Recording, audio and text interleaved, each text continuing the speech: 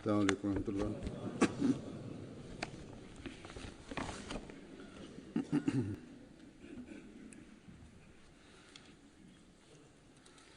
أشهد أن لا إله إلا الله وحده لا شريك له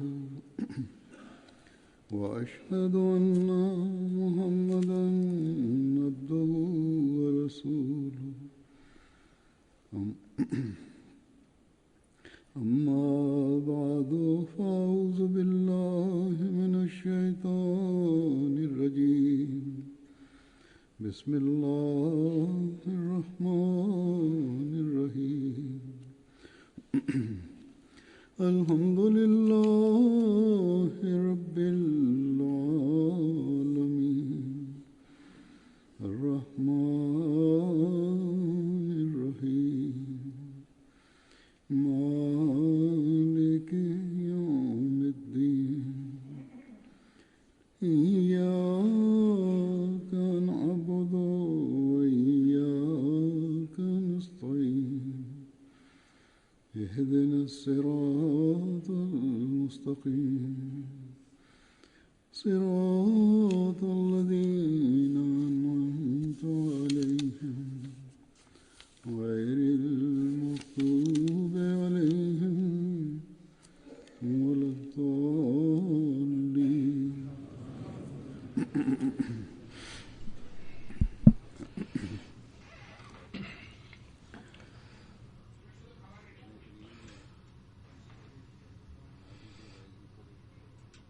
Kur'an-ı Kerim'de namazları eda etmek konusunda birçok yerde bizim dikkatimizi çekilmiştir. Birçok yerde namazları kurmamızın emredilmiştir. Bazı yerlerde devamlı olmamızı bize tavsiye edilmiştir. Bazı yerlerde tam zamanı da etmemizi emir buyurulmuştur. Onun için zamanları dahi bildirilmiştir. Namaz için filan filan vakit vardır denmiştir. Müminler buna amel etmeleri lazım ve ona bağlı kalmaları lazım. Kısacası namazların eda edilişi ve onun farz oluşu konusunda sık sık Yüce Rabbimiz bir mümine nasihat etmiştir. Ve en fazla şunu buyurmuştur. İnsanın yaratılışının gayesi ancak ibadettir. Bir yerde Yüce Rabbimiz der ki وَمَا خَلَقْتُ الْجِنَّ وَالْاِنْسَ اِلَّا لِيَعْبُدُونَ Yani ben cinleri ve insanların yaratılışının gayesini ibadet yaptım. Fakat insan bu gayeyi tanımaz. Ve ondan uzaklaşmış durumdadır. Vaat edilen Mesih Aleyhisselam bir yerde şöyle buyurmuştur. Yüce Rabbimiz sizin yaratılışınızın asıl gayesini şu beyan etmiştir ki siz onun ibadetinizi yapın. Fakat bazı kimseler bu asli gayeyi terk ederek hayvanlar gibi hayat geçirmek, yalnız yemek ve uyumak diye düşünürler. Onlar Allah-u Teala'nın lütfundan uzaklaşırlar ve Allah-u Teala'nın sorumluluğu onlar için baki kalmaz. Asıl gaye budur. İman iddiasında bulunan birisi onu bütün çabasıyla, bütün dikkatiyle onu tamamlaması lazım. İmanı iddiasında bulunanın ki Allah-u Teala'nın lütfuna varis olabilsin. Yüce Allah-u Teala'nın lütuflarını elde edebilelim. Ve ibadetin gayesi nasıl tamamlanır? Onun için İslam dini bize 5 vakit namaz eda etmemizi nasihat buyurmuştur, emretmiştir. Bir hadiste bir rivayet vardır. Hadis vardır. Namaz ibadetin özüdür ve bu özü elde ederek ancak biz ibadetin gayesini tamamlayabiliriz. Biz şanslıyız. Biz bu zamanın imamını bulduk ve ona inandık. O da bize ibadetin gerçek yolunu bize öğretti. Hikmetini bize öğretti. Niye ibadet etmemiz lazım diye bize anlattı. Sık sık birçok yerde kendi cemaatine namaza dikkatlerini çekmiştir. Vaad edilen Mesih Aleyhisselam. Onun detaylarını beyan etmiştir. Cüzlerini beyan etmiştir. Onun hikmetini ve gereksinmesini beyan etmiştir ki biz namazlarımızın önemini anlayalım. Ve onda güzellik yaratabilelim. Şu anda ben vaad edilen Mesih Aleyhisselam'ın bazı iktibaslarını bu konuyla ilgili olarak ileri süreceğim. Bazen hava durumu yahut gecelerin küçük olmasından dolayı özellikle sabah namazında tembellik olur. Genellikle öğle ve ikindi namazını insanlar ya cem ederler yahut bazen doğru bir şekilde kılmazlar. Hatta bazı kimseleri asla kılmazlar. İşin çok oluşundan dolayı. Onun için ister hava durumu olsun, gecelerin uykusunun tamamlanmaması olsun, işin çok oluşu olsun, insanlar namazları ya terk ederler yahut bazen öyleler vardır ki biz 3 namazı cem ettik derler. Bugünlerde bu ülkelerde hızlı bir şekilde namaz vakti geri gelmektedir. Ve şimdi sabah namazında görüyorum 1 yahut 1,5 saf azalmıştır. Azalma olmaya başlamıştır. Dışarıdan gelenler bazen ondan dolayı sayı bazen çoğalmış olur. Fakat yerel kimselerin buna dikkat etmeleri lazım. Camiye yakın oturanların, onların halkaları vardır. Kendi mescidlerinde yahut da cami merkezlerine giderek namaz eda etsinler. Özellikle sabah namazı için gitsinler. Ve yalnız burada değil, dünyanın her ülkesinde bunun için çaba olmalı. Ki camilerimizi dolduralım. Özellikle eğer görevliler, cemaat görevlileri hayatlarını vakfetmiş olanlar buna dikkat ederlerse o zaman namaz kılanların sayıları çoğalabilir, daha iyi olabilir. Namazları tam zamanında ve bağlı kalmak konusunda bir yerde Mesih Muhammed Aleyhisselam şöyle buyurmuştur. Bir mecliste şöyle buyurdu. Namazları tam olarak kılın. Bazı kimseler yalnız bir namazı eda ederler. Onlar unutmasınlar. Namazlar muaf edilmez. Hatta peygamberlere dahi Allah-u Teala affetmemiştir. Bir hadis vardır. Hazreti Resulullah sallallahu aleyhi ve sellem'e yeni bir cemaat geldi. Onlar namaz edin dediler. Bizim işlerimiz çoktur. Namaz affedilsin. Resulullah dedi ki bir dinde amel yoksa o din sıfırdır. Onun için bunu unutmayasınız. Ve hatırınızda olsun ve Allah-u Teala'nın buyruklarına göre amel yapın. Allah-u Teala şöyle buyurmuştur. Allah-u Teala'nın alametlerinden bir alamet şu dahi bir alamettir ki gök ve yer onun emriyle durabilir. Bazen tabiatları dünyaya meyilli olan derler ki natür dini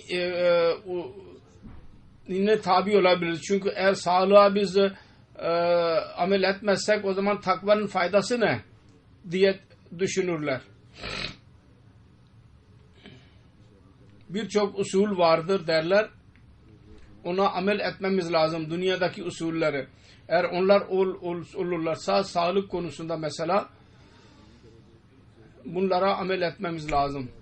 Eğer ona amel etmezseniz sağlığınız olmayacak. O zaman takvanın faydası nasıl ve onun faydası ne? Nasıl takvayı tutabiliriz ayakta?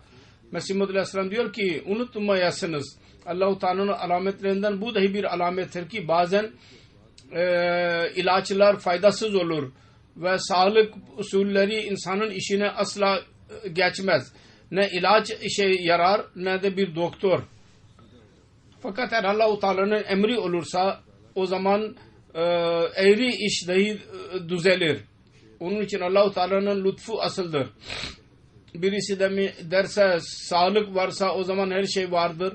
Yahut filan filan iş yapmakla sağlıklı olacaksınız yahut hasta olursanız filan ilaç almakla sağlıklı olursanız bu doğru değil. Bütün bunlar Allah-u Teala'nın emrine göre amel ederler ve Allah-u Teala'nın emri yoksa hepsi faydasızdır. Onun için Allah-u Teala'nın emrine göre bunlar iş yaparlar. Onun için onun ibadeti gerekli. Onunla alaka kurmamız lazım. Onun için namazlar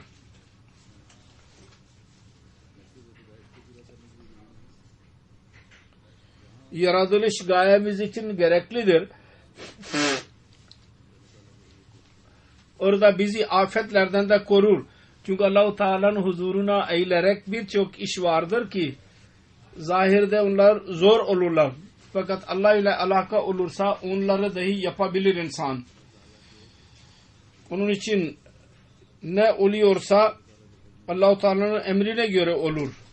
Onun için Allah-u Teala'nın lütuflarını elde etmeye çalışmamız lazım en fazla. Vaat edilen Mesih Aleyhisselam bir yerde der ki asıl şudur. Allah-u Teala ne isterse onu yapar. Viraneyi şehir haline getirir ve şehri virane yapabilir. Babil şehrine ne yaptı? Bakın. İnsanın planı vardı ki orada insanlar yaşasın.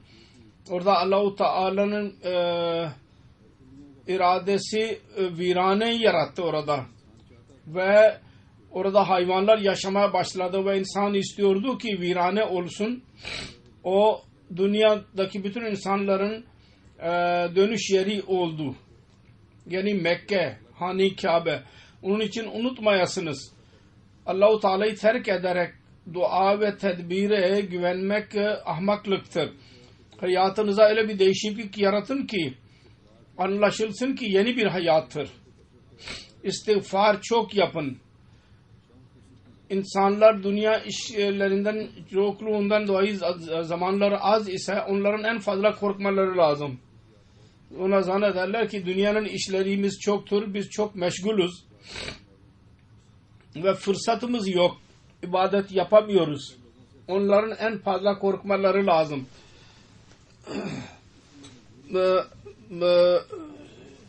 Birçok yer Allah-u Teala'nın buyruklarına göre amel etmediler. Onun için öğle ve ikindi namazı cem ederek kılmak caizdir.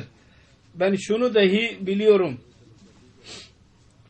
Eğer izin alınırsa bir insan bir iş yapıyorsa eğer sahiplerine işverene derse onlardan izin alınırsa onlar izin verirler namaz kılmak için.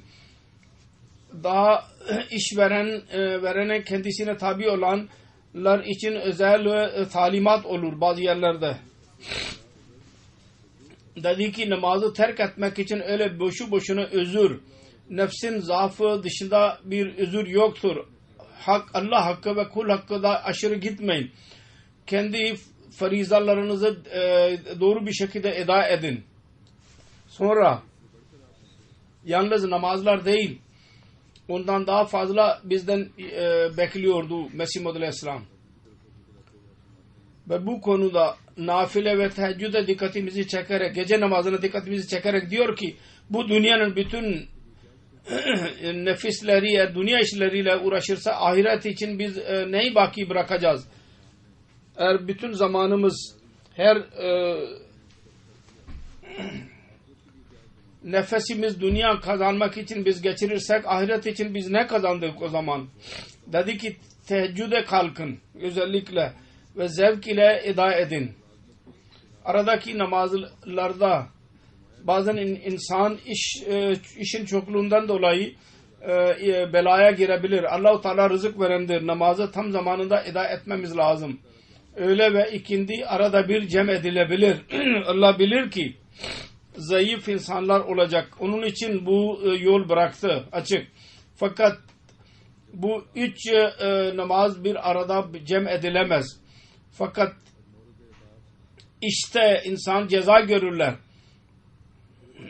Ve işveren onlara kızar. Eğer Allah için sıkıntıya girirlerse ne güzeldir. Dünyadaki işler için insan bazen sıkıntıya giriyor, ceza görüyorlar ve sıkıntıya giriyorlar. Namaz kılmak için Allah-u Teala'nın rızası uğruna eğer azıcık bir eziyete katlanırlarsa bu boş değil, faydasız değil, faydalıdır. Bunun için bir mümin müminin hatırında tutmalı. Geceler küçülür. Küçük geceler namazı kaza eda etmeye mani olmasın ve dünya işlerinin çokluğu onun yoluna engel olmasın. O konuda, o bakımdan bizim her zaman kendi nefsimizi muhasebe etmemiz lazım.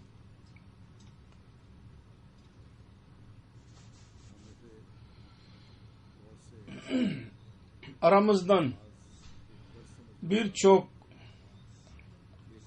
namaza bir farz ederek namaz kılarlar. Fakat onun gerçeğini tam olarak anlamazlar. Onu beyan ederken bir yerde Mesih Muhammed Aleyhisselam detaylarını beyan ederek dedi ki namaz nedir? Bu özel bir duadır. Fakat insanlar onu padişahların vergisi zannederler. Mecburen namaz kılarlar. Mutlaka kılacağız. Sanki bir gümrüktür. Onlar bilmezler. Allah-u Teala bunlara muhtaç değil. Onun gınası ne gerek vardır ki insan dua ve tesbih yapsın. Hatta onda insanın kendisinin faydasıdır. Ki bu yolla kendi gayesine ulaşabilir. Dedi ki ben üzülüyorum. Bugünlerde ibadetler ve takvayı sevilmez. Sebebi genellikle bir zehir. Gelenek zehiri vardır insanlarda. Onun için Allah-u Teala'nın sevgisi azalmaktadır ve ibadette zevk olmalı. O zevk yoktur şimdi. Dünyada öyle hiçbir şey yoktur ki içinde lezzet ve bir haz Allah-u Teala koymuş olmasın. Nasıl bir hasta en güzel bir lezzetli yemeğinin lezzetini alamazsa ve onu lezzetsiz görürse tadı yok der. Aynı şekilde ibadet-i ilahi de haz ve lezzet bulamayanlar kendi hastalıklarını tedavi etmeleri lazım. Çünkü söylediğim gibi dünyada öyle bir şey yoktur ki Allah-u Teala bir lezzet ona koymuş olmasın. Allah-u Teala insanoğlunu ibadet için yaratmıştır. O zaman sebep nedir ki o ibadet için kendisi için bir lezzet bulunmasın? Allah-u Teala bir yerde der ki ben ibadet için yarattım. Sonra içine bir lezzet koymamış olsun. Bu nasıl mümkün? Lezzet vardır. Ancak ondan haz bulan birisi olmalı. O lezzetten lezzet alan birisi olmalı. Yüce Allah der ki وَمَا خَلَقْتُ الْجِنَّ وَالْاِنْسَا اِلَّا لِيَعْبُدُونَ. Şimdi insan ibadet için yaratılmıştır. O zaman gereklidir ki ibadete lezzet ve sevinç olsun son derece. Bunu biz günlük işlerimizde ve tecrübemizle biz bunu anlayabiliriz. Her işte Allah-u Teala bir lezzet koymuştur. Ve günlük işlerde işlerden bu anlaşılır, müşahede edilir. Dedi ki mesela bakın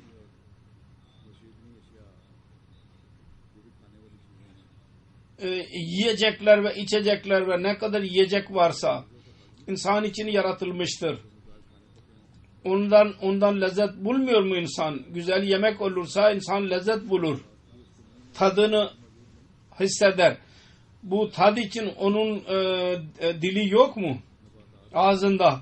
Güzel eşyayı görerek nebatlar olsun, cemaat olsun, hayvan olsun haz bulmuyor mu? Yemeğin lezzetini alıyor, güzelliğin yemeğini dahi gözler vasıtasıyla alıyor. Güzel bir şey görünce. Güzel seslerden lezzet duymuyor mu? Allah-u Teala kulak vermiştir. Kulaklara güzel ses gelirse ondan mutlaka insan memnun kalır. Sonra başka bir delil dahi isteniyor mu ki ibadete lezzet yoktur? Bütün bunlarda lezzet vardır. Onlardan lezzet alıyor insan. Ancak ibadete eğer lezzet yoksa bu nasıl mümkün? Bütün bunlar bir delildir ki şüphesiz ibadete dahi Allah-u Teala lezzet koymuştur. Dedi ki Allah-u Teala diyor ki biz kadını ve erkeği eşit yarattık. Erkeğe bir rağbet bıraktık. Bunda bir lezzet vardır. Eğer yalnız çocuk yaratmak olsaydı gayeye insan ulaşamazdı. Allah-u Teala'nın gayesi insanları yaratmak idi. Ve bunun için kadın ve erkek arasında bir ilişki kurdu. Ve arada bir lezzet koydu ki cahiller onun asıl lezzet onu sayarlar. Dünyadaki insanlar zannederler ki asıl gayemiz budur. Aynı şekilde iyi anlayınız. İbadetlerde bir vergi ve gümrük yoktur. Bunda dahi bir lezzet vardır. Bu lezzet dünyanın bütün lezzetlerinden ve bütün nefsi lezzetlerinden daha üstündür. Diyor ki nasıl mesela bir hasta en güzel bir gıdanın lezzetinden mahrum olur. Aynı şekilde aynı şekilde bedbahttır ki ibadetten lezzet bulamıyorsa birisi. Eğer bir hasta güzel bir gıdadan ağzının tadının bozulmuş olmasından dolayı lezzetini alamazsa, tadını alamazsa bu demek değil ki o yemek bozuktur. Demek ki kendisi hastadır. Aynı şekilde her kim namazdan ve ibadetten lezzet bulamıyorsa bu demek değil ki namazda haz yoktur, tadı yoktur. Allah-u Teala tadı koymuştur. Fakat insanın kendi tabiatı, hastalığı, zevksizlik ondan lezzet bulamıyor. Onun için bizim öyle ibadetleri aramamız lazım ki içinde lezzet olsun. Yalnız bir gümrük olarak onu eda etmeyelim. Böyle bir durum olursa o zaman söylediğim gibi bazı kimseler geceleyin gelirler uzun gecelerde fakat kısa gecelerde gelmezler. Onların dikkati yalnız buna kalacak ki lezzet bulabilsinler. Ve diğer namazları eda edecekler. Sonra lezzet konusunu daha da beyan ederek bir yerde Mesih Maud Aleyhisselam diyor ki ben görüyorum insanlar namazlarda gafil ve tembel olurlar ki o lezzeti bilmiyorlar. Allah-u Teala onu namazda koymuştur. Ve onun en büyük sebebi şudur ki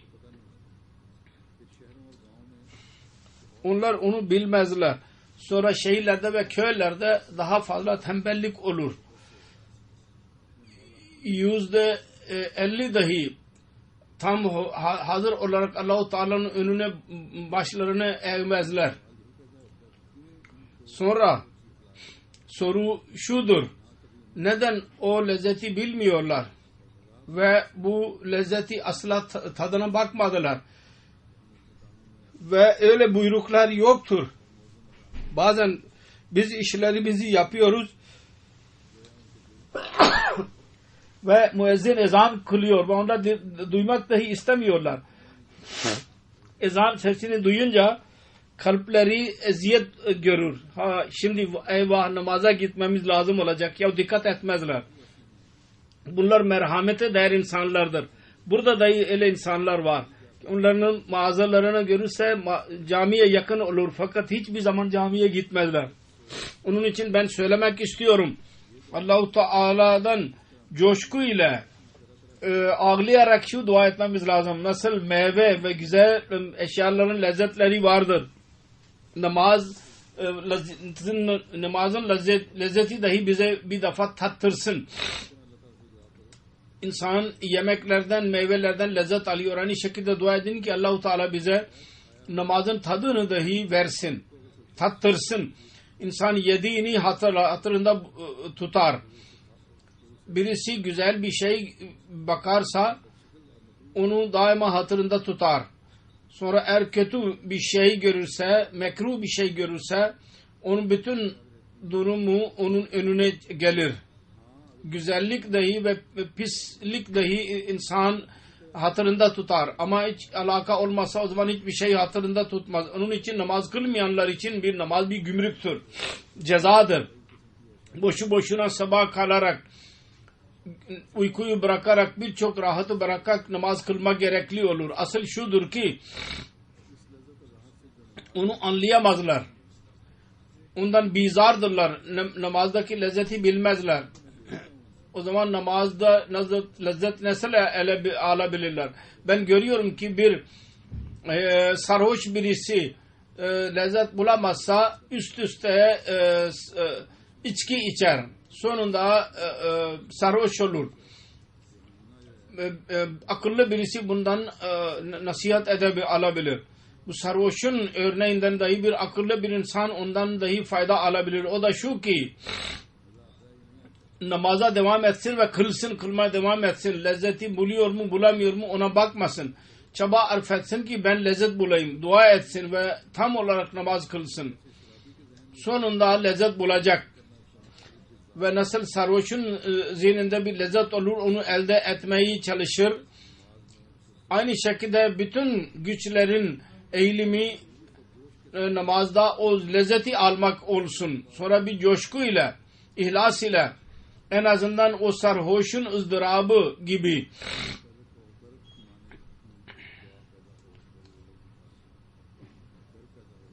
ve bir dua etsin, bir sızıntı olsun kalbinde ve ondan dolayı dua etsin. Ben doğrusunu söylüyorum. Şüphesiz o lezzeti mutlaka elde edecek. Sonra namaz kılarken bazı faydaları elde etmeye çalışsın ki ondan elde edilir ve ihsan, lütuf, Allah-u Teala lütfu gözünün önünde olursun. İnnallâh sanâte yüzhibne seyyiat. Hayırlar kötülükleri yok ederler. Onun için bu iyilikleri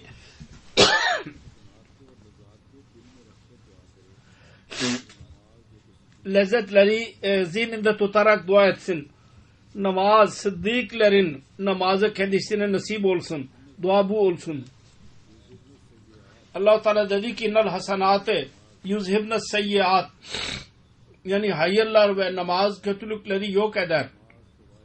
Ya diğer yerde dedi ki namaz fahişelerden ve kötü işlerden korur.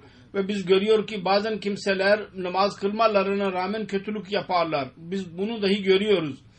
Namaz kılıyorlar zahirde fakat kötülükler dahi yaparlar. Onun cevabı şudur ki onlar namaz kılarlar ancak onun ruhu ile değil, doğrulukla değil, ruhun derinliğinde namaz kılmazlar. Onlar yalnız bir gelenek ve adet olarak gagalarlar. Onların ruhları ölmüştür. Allah-u Teala onların ismini hasenat koymamıştır. Ve buradaki hasenat kelimesi salat demedi. Halbuki aynı anlamdadır. Bunun sebebi şudur ki namazın güzelliğine dikkat çeksin. O namaz kötülükleri yok eder. İçinde bir doğruluk ruhu olan namaz, feyiz olan namaz kötülükleri yok eder. O öyle bir namaz şüphesiz kötülükleri yok eder. Namaz oturup kalkmanın ismi değil. namazın ruhu bir duadır ki içinde bir lezzet olur. Sonra namazın değişik durumlarının hikmeti ve üzerinde etkisi olmalı. Onun detaylarını beyan ederek bir yerde Mesih Muhammed Aleyhisselam dedi ki unutmayasınız. Namazda hal ve söz her ikisi cem olmalı. Öyle bir durum olsun, öyle bir durum söz konusu olsun ki namaz durumu olsun. İkincisi, insan Allah-u Teala'nın önünde duruyor ve onunla konuşuyor. Bu his olsun. Bazen ilami tesviri olur, yani resim durumu oluyor. Ona resim ve şekil verilir. Öyle bir resim gösterilir ki gören ondan anlar ki onun Allah-u Teala'nın iradesi budur. Onun için namazda ilahi iradesinin resmi vardır. Namazın değişik durumlarında Allah-u Teala insandan ne istiyor? Onun resim olarak bir örneği bizim önümüze konmuştur. Dedi ki namazda mesela dil ile bir şey okunur. Aynı şekilde insanın bedeninden bazı hareketlerinden bir şey gösterilir. Namazda biz kılıyoruz. Ağız ile bizim hareketlerimizin dahi o kelimeyle birlikte olmalı. İnsan ayağa kalkınca tahmid ve tesbih yapınca onun adı kıyam konmuştur. Şimdi her insan bilir. Hamd ve senaya uygun olan kıyamdır. Tesbih ederken, Allah-u Teala'yı hamd ederken ayakta yapar onu. Bakınız, kralın önünde bir insan kaside okur, sonunda ayakta okunur bunlar. Burada zahiri manada kıyam ve orada dil ile hamd ve sena anlamı şudur ki manen tabi insan Allah-u Teala'nın huzurunda dursun. Orada önünde dursun ve Fatiha suresini okuyorsa, hamd ve sena ediyorsa manen dahi bir kıyam olmalı. Onun kalbi üzerinde etkisi olmalı. Biz bir şeye bağlı olarak hamd edilir. Bir insan birisini hamd ediyorsa bir geleneğe bağlı olur. Yanlış bir şekilde methetmez. Eğer gerçek bir insan ise birisini doğrulayarak tasdik eder. Bu elhamdülillah diyen için gerekli oldu ki tam olarak hamd etsin. O da o zaman diyebilir ki kesin bilsin ki bütün hamd kısımları Allah-u Teala içindir. Bütün her çeşit hamd, her çeşit övgü Allah'a mahsustur. Allah içindir. Kalbinde bu inşira ile, açık kalpliliğiyle bu olursa bu manevi bir kıyam budur, ruhani. Bütün övgü Allah içindir. Her övgü ona uygundur. Ve onu methetmemiz lazım. Onun dışında başka birisi yoktur ki methedilsin. Eğer bu olsa yalnız el bağlayarak orada durmak değil, manevi bir kıyam haline gelecek bu. Çünkü kalp ona bağlı kalır. Sonra denilir ki o ayaktadır. Hala durum ayağa kaldı ki manevi kıyam buna denilir. Kalp durumuna göre ayağa kalktı. Sonra rükuda Subhane Rabbiyal Azim der. Usuldür ki bir insanın yüceliği tanınırsa onun önüne eğilinir. Yücelik ister ki onun önünde eğilelim. Onun için Subhane Rabbiyal Azim del ile dedik ve beden ile eğildi Allah-u Teala'nın önüne. Allah-u Teala'nın yüceliğini beyan etti ve ondan sonra rükuya girdi, eğildi. Bu o söz ile hal gösterildi birlikte. Yani ağızdan bir söz çıktı ve ondan sonra bedensel olarak rükuya girmiş oldu. Sonra üçüncü söz vardır. Subhane Rabbiyal A'la. A'la afalu tafzildir. Yani fazilet vermenin ameli şeklidir. En yüce bir şekilde beyanatı vardır. Bil olarak secde eder. En Allah-u Teala'nın üstünlüğünü beyan etmek için, onun pak oluşunu, yüceliğini beyan etmek için ister ki secde edilsin. Allah-u Teala'nın önünde eğilsin. Onun için onunla birlikte secdeye girmek bedensel olarak gereklidir. İnsan secdeye kapansın. Buna göre hemen o duruma girdi. Allah-u Teala'nın büyük oluşunu, üstün oluşunu kalbinden kabul etti. Onunla birlikte hemen başını secdeye koydu. Alnını. Bu da onun bedensel izharıdır.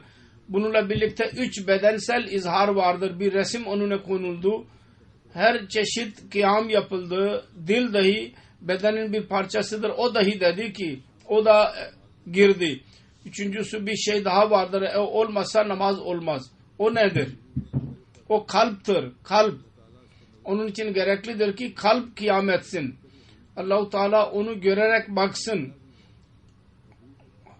Hamd ediyor ve ayağa kalkıyor. Ve ruh dahi kıyam ediyor. Yalnız beden değil, ruhu dahi kıyamtadır. Yani kalp durumunu Allah bilir.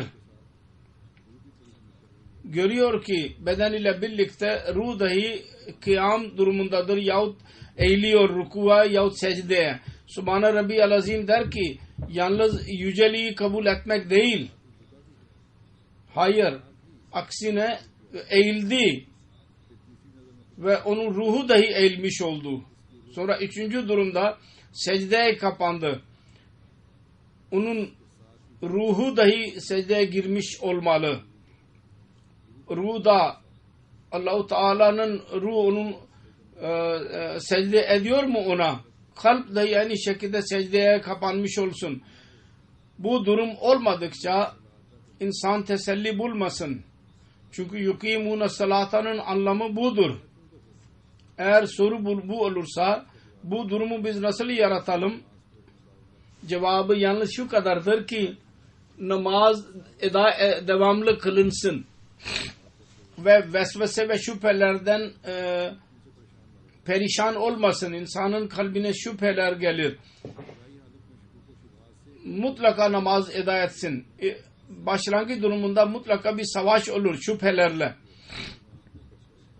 Vesveselerle. İnsanın durumu şeytan saldırır. Şeytan ile savaş devam eder. Bunun tedavisi şudur ki yorulmasın. İstiklal ile ve sabır ile devam etsin. Ve Allah-u Teala'ya dua etsin. Sonunda öyle bir durum nasip olur ki ben demin zikrettim. Onun için müstakil olarak şarttır. Her insanda olursa Allah-u Teala koşarak kuluna gelir. Sonra Allah-u Teala'nın lütufları dahi iner. Ancak bu durumu birçok insan bilmezler. Acelelikle Allah-u Teala'nın kapısını bırakırlar. Yahut onun önemini anlamazlar. Az anlarlar. Ve dünyanı koşarlar. Mesih Aleyhisselam der ki sonra şunu da hatırımızda tutmamız lazım. Bu namaz kendi manası, asıl manasında namazdır. Dua ile nasip olur. Gayrullah'tan bir şey dilemek müminane şanına aykırıdır. Çünkü bu mertebe duanın bu mertebesi yalnız Allah içindir. Bir insan ötekiyle ilişki halinde olur. Fakat öyle bir soru ki yalnız Allah ile alakası olsun. Allah-u Teala'yı terk ederek başka birisini senden beklemek ve ona güvenmek bu yanlıştır. Dedi ki insan tam olarak Allah-u Teala'dan istemedikçe ve ondan dilemedikçe iyi biliniz ki gerçekten o Müslüman ve mümin değildir gerçek manada. İslam'ın en anlamı şudur ki onun bütün güçleri içten olsun ya dıştan olsun hepsi Allah-u Teala'nın kapısına eğilmiş olsun. Nasıl ki büyük bir makina birçok harekete geçirir. Aynı şekilde insan kendi bütün hareketlerini o makinaya benzetmedikçe Allah-u Teala'nın ilah oluşunu nasıl kabul edebilir? İnni vecehtu vecihiye lillazi fatara semavate vel arda diyerek gerçekten ona Hanif diyebilir mi? Nasıl ağzıyla diyorsa aynı şekilde ona dahi dikkat etsin. O zaman şüphesiz o Müslümandır. O mümindir ve Haniftir. Ağzıyla nasıl dediyse aynı şekilde Allah-u Teala dikkat olursa o zaman o mümindir ve Haniftir ve mümindir. Muvahhidir. Tek Allah'a inanan. Fakat Allah dışında başka birisinden dilen ve ona da eğilen. Bir tarafta Allah-u Teala'ya eğilen ve başka birisi Allah ile birlikte başkaları da ilah tutan çok yanlışız ve mahrumdur. Öyle bir zaman gelmek üzeredir ki o yalnız gösteriş için Allah-u Teala'nın önüne dahi eğilemeyecek. Öyle bir zaman Allah-u Teala ondan uzaklaşır. Zahiri manada dahi eğilemez Allah-u Teala'nın önüne. Öyle bir zaman gelir. Namazı bırakmak ve tembelliğin bir sebebi de şudur ki insan gayrullah'a eğilirse ruh ve kalp gücü bir ağaç gibi olur ki onun dalları bir tarafa çekilsin ve ona eğilsin. Allah-u Teala tarafından bir katılık kalbinde doğar ve o da taş haline gelir. Eğer bir ağacın dalları bir tarafa yapılırsa ona doğru eğilir. İnsan dahi Allah'a bırakarak kullara eğilirse kullara eğilmiş olur ve kalbi taşlaşmış olur Allah-u Teala için. Onun kalbi ve ruhu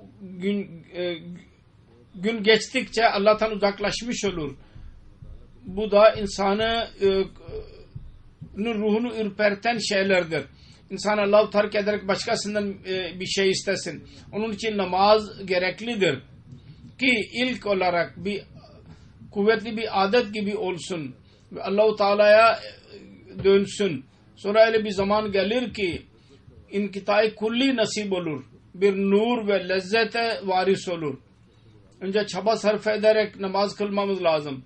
Ve ondan sonra yavaş yavaş adet olursa halisen Allah-u Teala'nın önünde eğilirse o zaman Allah-u Teala'nın lütuflarına varis olur. Dedi ki ben bunu tekrar söylüyorum. Ben o kelime bulamadım ki gayrullah'a eğilmenin kötülüğünü beyan edebileyim. İnsanlara giderek popoculuk yaparlar. Bu Allah-u Teala'nın hamiyetini coşkuya getirir. Bu insanların namazıdır. Allah-u Teala onu uzağa atar. Ben kaba kelimelerle bunu beyan ediyorum. Bu gerçi bu böyle değil fakat insan bunu anlayabilir. Bir örnektir. Ben onu beyan ediyorum anlatmak için. Nasıl ki bir insanın hamiyeti kabul etmez ki karısını başka birisiyle ilişki kurduğunu görsün. Ve böyle bir durumda karısını görürse o karısını bazen öldürür. İbadet ve dua yalnız Allah-u Teala içindir. O istemez ki yalnız Allah Teala'dan dua edilmeli. Allah Teala istemez ki başka birisini ilah tutalım ve ondan dua edelim. Ona dua edelim. Onun için hatırınızda olsun ve tekrar unutmayın. Gayrullah'a eğilmek Allah'tan uzaklaşmaktır. Namaz ve tevhid ne derseniz deyin, tevhidin gerçek ikrarının anlamı namazdır. Onda bir alçak gönüllülük olmazsa o zaman onun bir faydası yok. Bazı insanlar derler ki biz çok ağladık, namaz kıldık ama bir şey elde edemedik. Öyle insanlara cevap vererek Mesih Muhammed Aleyhisselam diyor ki bazı insanlar derler ki biz Allah-u Teala'nın önünde eğilmekle bir şey elde edemedik.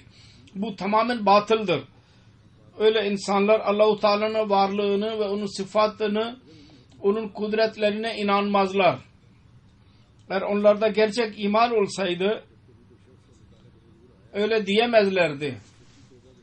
Bir insan Allah-u Teala'nın huzuruna geldiyse ve gerçek tövbeyle ona eğildiyse Allah-u Teala daima ona lütfetmiştir. Bu birisi doğru söylemiştir. Aşık ke şud ke yar bahaliş nakard khaca dard nist varna tabib hast.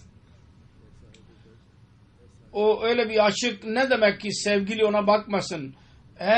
İnsan senin sancın yok, yoksa tabip vardır, doktor vardır, senin hastalığın yok.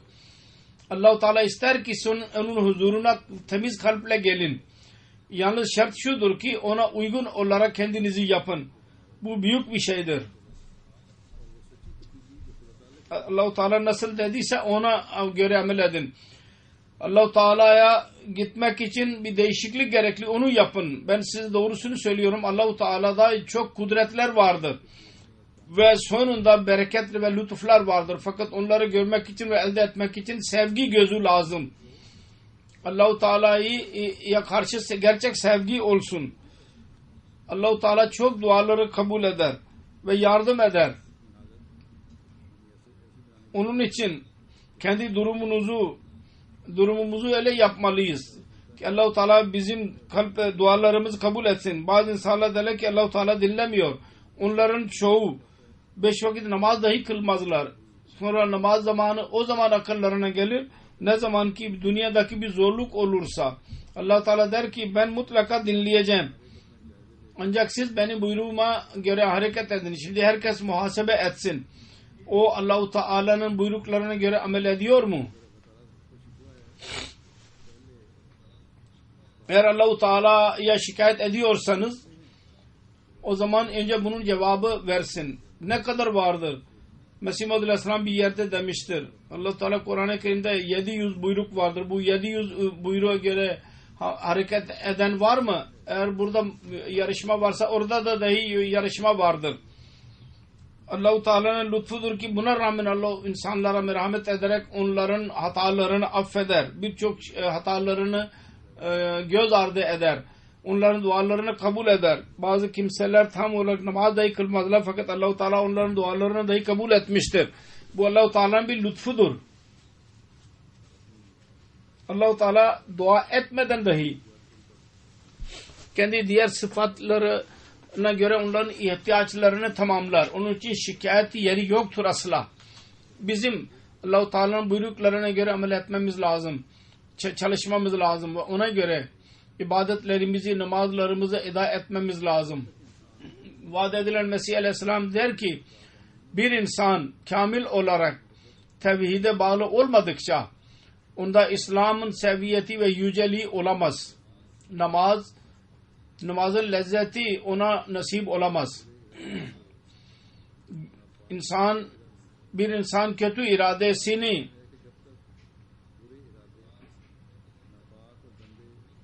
insanın iradeleri kötü ve kötü planlar yok olmazsa bencillik ve düşmanlık uzaklaşarak alçak gönüllülük olmazsa Allah-u Teala'nın doğru kulu olamaz. Kul olmaz.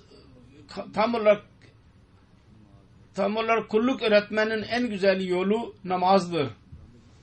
Eğer kamil kulluk elde etmek istiyorsanız onun için en güzel öğreten muallim namazdır. Dedi ki ben tekrar size söylüyorum. Eğer Allah-u Teala ile gerçek alaka kurmak istiyorsanız namaza bağlı olun.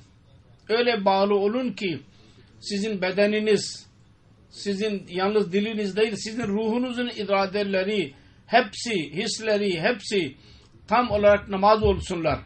Allah-u Teala bize nasip eylesin. Biz kendi namazlarımızı öyle koruyalım ki bizim ruhumuz ve bizim hislerimiz namazın hakkını eda edenler olsunlar. Namazdan sonra ben bir cenaze gayb namazı kıldıracağım. Asgari Begum adlı bayan Şeyh Rahmetullah merhum Amir Cemaat Karachi eski Amir Cemaat'ın karısıydı. 27 Mart'ta Karachi'de vefat etti. İnna lillahi ve inna ileyhi raciun. 1943 senesinde nikahlandı Şeyh Rahmetullah Bey ile.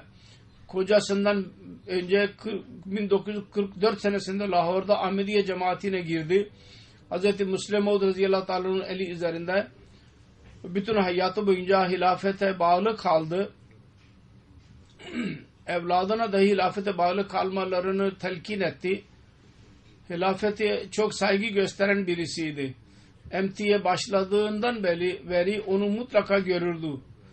Musiye idi kendisi, vasiyet etmişti. Sabır eden, şükür eden, teheccüdü hiç kaçırmayan, namazı hiç kaçırmayan birisiydi. Kur'an-ı Kerim'in tilaveti tam olarak her gün yapardı. Kocasıyla birlikte Karachi'de kocası amir iken onunla birlikte hizmet etti cemaatimize. Misafirperverlik büyük bir vasfı idi. Şeyh Bey Amir Cemaat Karachi amiri iken çok meşgul idi. Orada misafirperverlik dahi vardı o zaman. Onun sorumluluğunu kendisi eda etti. Hz. Müslim Maud 3. halife, Hz. 4. halife onlara misafir sahipliğini yaptı. Misafirperverlik yaptı. Mal fedakarlığında da çok bulunurdu. 1950 senesinde cemaat zor bir duruma girdi. O zaman Hz. Müslim Maud özel olarak istedi. Şeyh Bey onun kocası gelirin büyük bir kısmını cemaat için feda etti ve bu bayan dahi kendisiyle birlikte özveride bulundu. Mal özverisinde. Hayatını sadi geçiren, külfetten uzak olan bir bayan idi. Onun oğlu yazıyor. 4. halifeye mektup yazmalarını nasihat ederdi çocuklarına.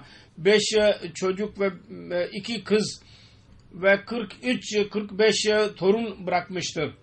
Bir oğludur. Doktor Nasim Rahmetullah Naib Amir Amerika'dır. Al-İslam.org'un müdürüdür. Kontrolcüsü. Aynı şekilde İmdad Rahmani burada kalıyor. Vasiyet sekreteri olarak uzun zaman görev yaptı. Onun karısı Cemila Rahmani kendi halkasında mal sekreteri ve diğer görevlerde bulunuyor. Bulunmuştur yahut hala da yapıyor. Bir oğul Feritullah Şeyh Bey Pakistan Faysalabad'da naib amirdir. Allah-u Teala merhumenin derecelerini yükseltsin ve onun evladına ve nesillerine dahi hilafete bağlı kalmaları nasip eylesin kendilerine.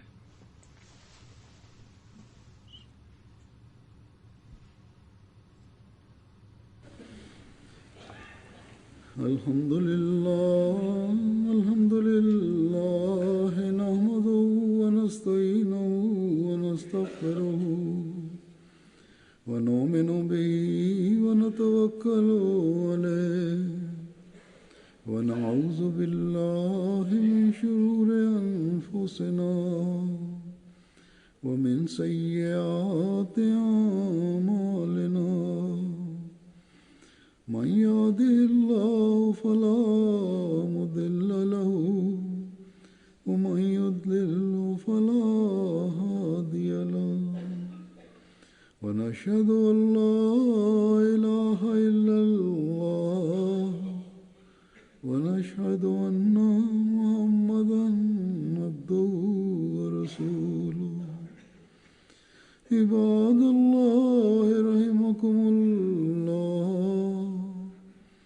إن الله يأمر بالعدل والإحسان وإيتاء ذي القربى وينهى عن الفحشاء والمنكر والبغي يعظكم لعلكم تذكرون اذكروا الله يذكركم وادعوه يستجب لكم ولذكر الله